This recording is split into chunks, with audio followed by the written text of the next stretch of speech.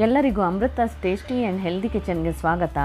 ಇವತ್ತು ನಾನು chicken recipe ಮಾಡ್ತಾಯಿದ್ದೀನಿ. ಅದು ಹೇಗೆ ಮಾಡೋದಂತ ನೋಡೋಣ. ಮೊದಲಿಗೆ ನಾನಿಲ್ಲೊಂದು ಪ್ಯಾನ್ ಬಿಸಿಗಿಟ್ಟು ಅದಕ್ಕೆ ಒಂದು 2 ಟೇಬಲ್ ಸ್ಪೂನಷ್ಟು ಎಣ್ಣೆ ಹಾಕೋತಾ ಇದ್ದೀನಿ. ಎಣ್ಣೆ ಬಿಸಿ ಆದಮೇಲೆ ಇದಕ್ಕೆ ತೊಳೆದಿಟ್ಟಿರೋ ಅಂಥ 3/4 kg ಚಿಕನ್ ಹಾಕೊಳ್ಳೋಣ. ಈಗ ನಾನು 1 ಟೀ ಸ್ಪೂನಷ್ಟು ಉಪ್ಪು ಹಾಕ್ಕೊಳ್ತಾ ಇದ್ದೀನಿ. ಹಾಗೆ ಸ್ವಲ್ಪ ಅರಿಶಿಣ ಹಾಕೊಳ್ಳೋಣ. ಈಗ ಒಂದು 10 ನಿಮಿಷ ಚೆನ್ನಾಗಿ ಇದನ್ನು ಹುರ್ಕೋಬೇಕು. ಇದರಲ್ಲಿ ಈಗ ನೀರು ಬಿಟ್ಕೊಳ್ಳುತ್ತೆ. ಆ ನೀರೆಲ್ಲ ಡ್ರೈ ಆಗೋವರೆಗೂ ಚೆನ್ನಾಗಿ ಹುರ್ಕೊಳ್ಬೇಕು.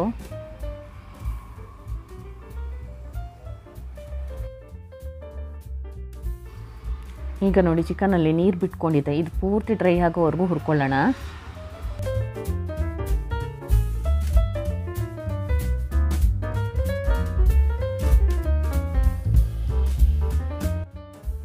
ನಾನು ಚಿಕನನ್ನು ಒಂದು 10 ನಿಮಿಷ ಚೆನ್ನಾಗಿ ಹುರ್ಕೊಂಡಿದ್ದೀನಿ. ಇಷ್ಟು ಹುರ್ಕೊಂಡ್ರೆ ಸಾಕು. ಈಗ ಒಂದು ಬಾಣಲೆ ಬಿಸಿಗಿಟ್ಟು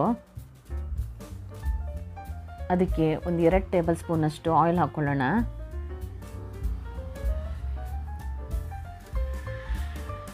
ನಂತರ ಸ್ವಲ್ಪ ಕರಿಬೇವು ಹಾಕ್ಕೊಳ್ಳಿ.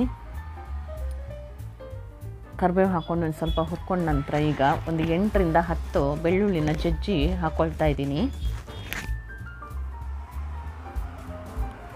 ಬೆಳ್ಳುಳ್ಳಿ ಸ್ವಲ್ಪ ಗೋಲ್ಡನ್ ಬ್ರೌನ್ ಕಲರ್ ಆಗೋವರೆಗೂ ಹುರ್ಕೊಳ್ಳೋಣ. ನಂತರ ಇದಕ್ಕೆ ಒಂದು 1.5 ಟೇಬಲ್ ಸ್ಪೂನಷ್ಟು ಅಚ್ಚ ಖಾರದ ಪುಡಿ ಹಾಕ್ಕೊಳ್ಳಿ.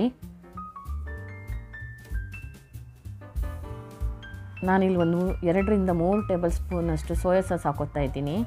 ಹಾಗೆ ಒಂದು 3 ಟೇಬಲ್ ಸ್ಪೂನಷ್ಟು ಟೊಮೊಟೊ ಕೆಚಪ್ ಹಾಕ್ಕೊಳ್ಳೋಣ.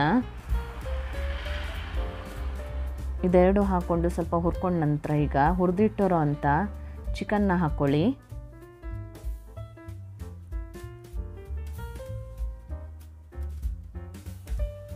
ಈಗ ಇದನ್ನು ಒಂದು 10 ನಿಮಿಷ ಮೀಡಿಯಮ್ ಫ್ಲೇಮಲ್ಲಿ ಚೆನ್ನಾಗಿ ಹುರ್ಕೋಬೇಕು.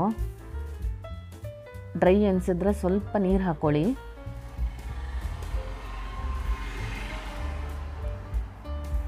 ಸ್ವಲ್ಪ ಉಪ್ಪು ಹಾಕ್ಕೊಳ್ತಾ ಇದ್ದೀನಿ.